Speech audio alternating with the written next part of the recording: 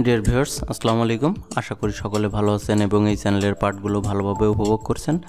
তো আজ আমি আপনাদের সাথে কম্পিউটার এবং আইসিটি বিষয়ের আরও একটি গুরুত্বপূর্ণ বিষয় নিয়ে আলোচনা করব।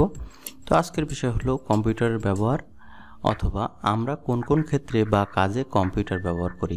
তো এই পার্টটি গুরুত্বপূর্ণ যারা আইসিটি এবং কম্পিউটার বিষয়ে পড়াশোনা করেন এবং যারা প্রাথমিক বিদ্যালয়ের শিক্ষক ডিপিএডের স্টুডেন্ট, তাদেরও এই ধরনের প্রশ্ন পরীক্ষায় আসে।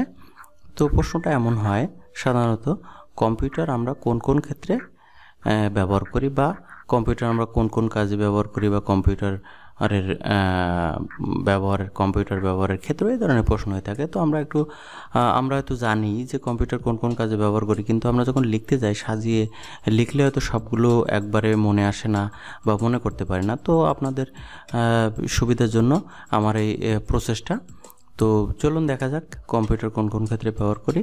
তো ডাটা প্রক্রিয়াকরণ ও সংরক্ষণে, শিক্ষা ও গবেষণা ক্ষেত্রে, শ্রেণীকক্ষে পাঠ উপস্থাপনে, চিকিৎসা ক্ষেত্রে, যোগাযোগ ব্যবস্থায়, ব্যাংক বিমায়, হিসাব নিকাশের ক্ষেত্রে, শেয়ার মার্কেট ও প্রকাশনা শিল্পে, অফিস ব্যবস্থাপনায়, কৃষি ক্ষেত্রে, ডিজাইন বা নকশায়, সামরিক ক্ষেত্রে, তথ্য পরিসংখ্যানে, সংস্কৃতি ও বিনোদনে, আদালতের কার্যক্রম পরিচালনায়, আবহাওয়ার পূর্বাভাসে ইত্যাদি ক্ষেত্রে বা কাজে আমরা কম্পিউটার ব্যবহার করি। এছাড়াও আরও আছে।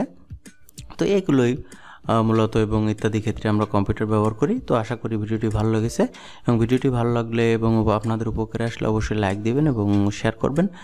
তো এরকম ভিডিও আরও পাওয়ার জন্য আপনারা অবশ্যই আমাদের চ্যানেলে নতুন হয়ে থাকলে এখনই চ্যানেলটি সাবস্ক্রাইব করে রাখুন এবং পাশে থাকা বেল বাটনটি বাজিয়ে রাখুন। তো আজকের ভিডিওটি দেখার জন্য সকলকে ধন্যবাদ জানাচ্ছি এবং পরবর্তী ভিডিও দেখার আমন্ত্রণ জানিয়ে আজকের মতো এখানে শেষ করছি। সকলে ভালো থাকুন, সুস্থ থাকুন, সকলকে ধন্যবাদ।